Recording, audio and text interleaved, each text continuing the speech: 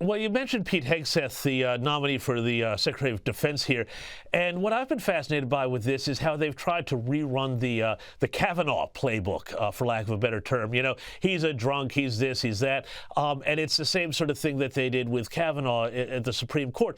But now we've also seen a lot of, I think, circumstantial evidence that the Democrats have been coordinating with NBC and particularly the New York Times to put out smear stories about Hegseth.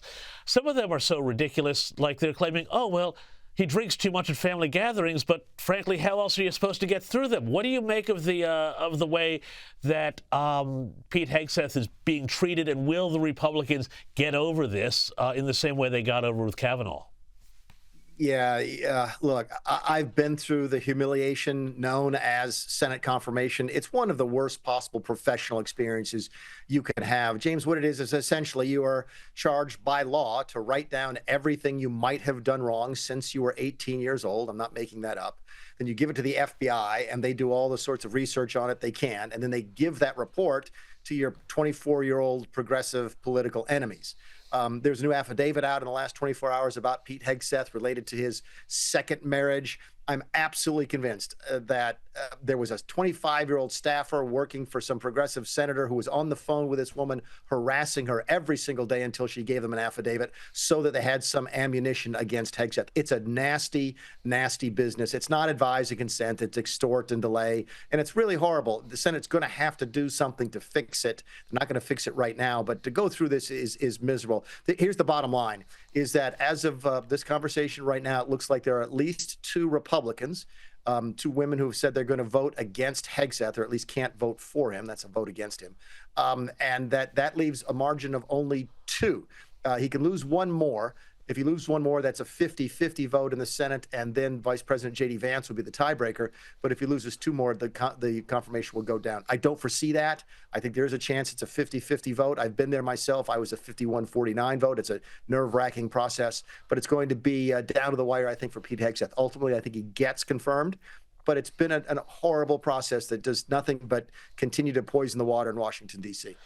Well, Mick, you're 100-0 with us here at the U.S. Report, just so you know. But I also want to talk, too, about some of the other controversy around the pardons. And, you know, I found it so amazing that there was outrage around some of the January 6 rioters' pardons. And, you know, I can understand why some people would be upset about that. But there was far less from the left about Joe Biden not just pardoning preemptively his whole family, which seems to me like, at best, an admission that the justice system is indeed politicized, but also, you know, a number of violent murderers, including somebody who killed two FBI agents. And there's been far little outrage about this. I just think that is absolutely appalling in a horrendous way for Joe Biden to go out.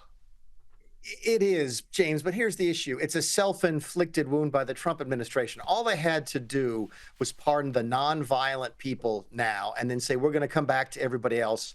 And they would have stayed out of the way of the conversation about what Biden had just done. Keep in mind, they did this on back-to-back days.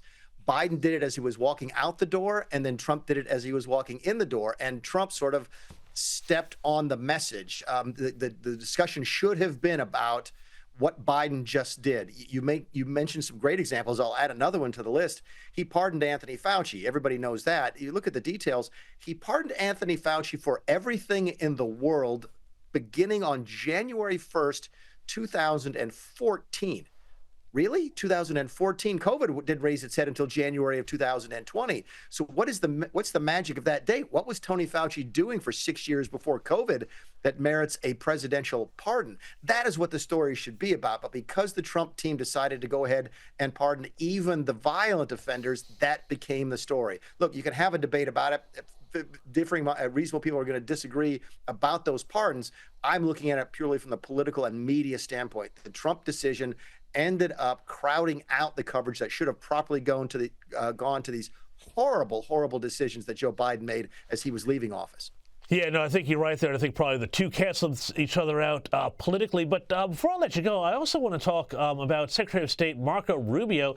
Apparently, he is going to visit Panama as early as next week, and he's also going to hit Guatemala, El Salvador, Costa Rica, and the Dominican Republic. Now, everybody is sort of talking about Panama because there's been all that talk about the canal. Do you think there may be some discussion about revisiting the treaty that Jimmy Carter signed that gave the canal away, I think, for $1? Sure. I think that conversation bears taking place in a context. Why is he going to these places? This is in my guess. It's an educated guess. This is about China. This is about reestablishing our sort of dominance, our hegemony in the Western Hemisphere, of countering China's attempts to make inroads.